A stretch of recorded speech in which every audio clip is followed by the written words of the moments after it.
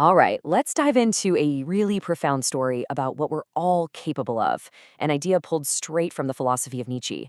We're going to follow a wanderer on a journey through a world where all the old rules are gone, where the sun has literally set on the old ways, and humanity has to face a new day, either by hiding from it or by lighting a fire of their own. So, let's start with this powerful idea, because it's going to be our guide for this whole thing. It's this thought that real creativity, real greatness, doesn't come from being calm and tidy. Nope. It's born from embracing that internal struggle, that messiness inside of all of us. Okay, let's get into it. So picture this. Our wanderer is standing under this cold, new light. The old certainties, the traditional values that guided everyone for centuries, they're just gone. And what's left behind is this thick, heavy fog of nihilism, that creeping feeling that maybe none of this means anything at all. And that, right there, is the ultimate challenge. Not just for our wanderer, but for all of us, really. When the maps you were given are suddenly useless, what do? Do you just freeze up in fear? Or do you get brave enough to start drawing a new map for yourself? So, from way up high, the wanderer looks down into a valley. And what he sees is one possible future for all of us. And it's not some fiery apocalypse. It's something way more chilling, actually. A world of just shallow, comfortable, safe contentment. The people in this valley, Nietzsche calls them the last men. And yeah, they found a kind of happiness, but it's a tiny, clever kind of happiness. They huddle together for warmth in their stagnant little herd, and they avoid anything big, any great passion, any frenzy or lightning that might mess with their quiet little lives. And the most important part, they've lost the arrow of their longing, that deep, burning desire to aim for something bigger than themselves. And this slide, this lays it all out. It's the stark choice we're facing. On one side, you've got the last man. He just wants comfort, security, a world where everyone wanteth the same and being different is a problem. And on the other side, the overman. Someone who dives headfirst into struggle, creates their own values, and actually uses deep dissatisfaction as fuel. It's a choice between the end of all human potential and becoming the very meaning of the earth itself. You see, the biggest danger isn't pain or failure. It's getting so comfortable in your own mediocrity that you can't even see it as small anymore. The last man has lost that ability to look at himself with a critical eye, and because of that, he's lost any chance to ever grow.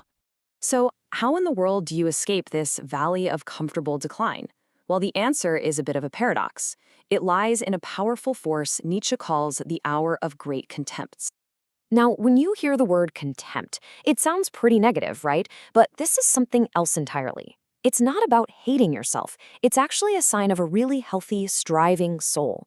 It's that moment you look at your own comfortable life, your own little achievements, and they suddenly feel, well, kind of pathetic. Not because they're bad, but because you have this deep recognition that you are capable of so much more. That dissatisfaction, that's the spark. The whole thing is like a kind of spiritual alchemy. It's a process. First, you have to be honest and see your own limits. That honesty leads to a powerful rejection of mediocrity, of that last man that's hiding inside you.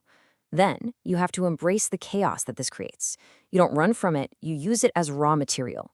And from that chaotic fire, you forge something totally new and beautiful. Your own values, a higher self, your own dancing star.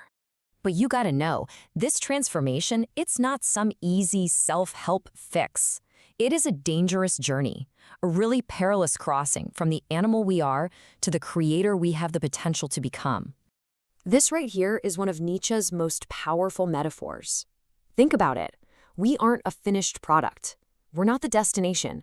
We are a rope stretched over a massive abyss, a bridge between the beast and the overman.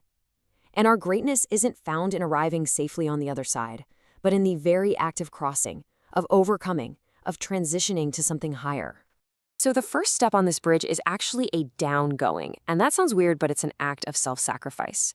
It means you have to actively tear down the old, comfortable beliefs and the herd values that are holding you back. You have to be willing to let go of who you are right now to make space for who you're going to become. And once you've gone down, once you've cleared the way, that's when the overgoing begins. This is the climb. This is the active, creative process of building yourself up, of pushing past your limits. It's the walk across that tightrope. and it means embracing the struggle with joy and with fire. Now, this whole journey isn't just random. It's got an engine. Nietzsche called it the will to power. And hold on, it's probably not what you're thinking. This isn't about dominating other people. In its deepest sense, it's about the will to dominate yourself, to master your own impulses, to force yourself to grow, and to creatively shape the chaos of your own life into a masterpiece.